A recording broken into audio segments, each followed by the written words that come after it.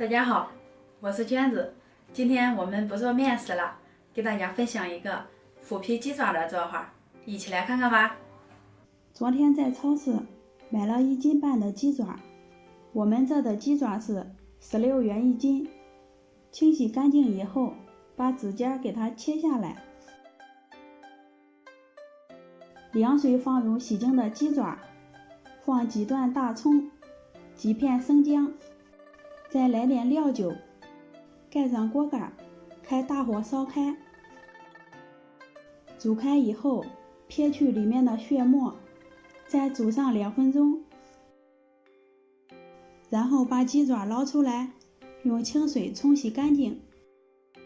洗净之后，加入半勺酱油，充分的抓拌均匀，让每个鸡爪都能沾上颜色。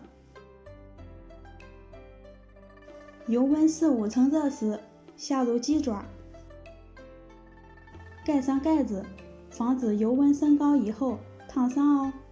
中间可以翻动几次，让鸡爪受热均匀，一直炸成像这样腐皮状就可以啦。沥干油分以后，放在凉水里浸泡30分钟。时间到，我们看一下鸡爪表皮起皮了就行了。另起锅，倒入适量的油，油热以后倒入姜、蒜、干辣椒，炸出香味儿。接着加入适量的温水，放入泡过水的鸡爪，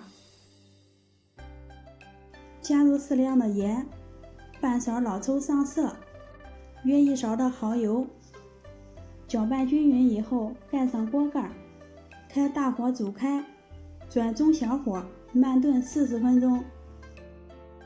35分钟以后，我们看一下汤汁已经煮得差不多了，撒上切好的小米椒，开大火收一下汤汁。不喜欢吃太辣的朋友，这一步也可以省略掉。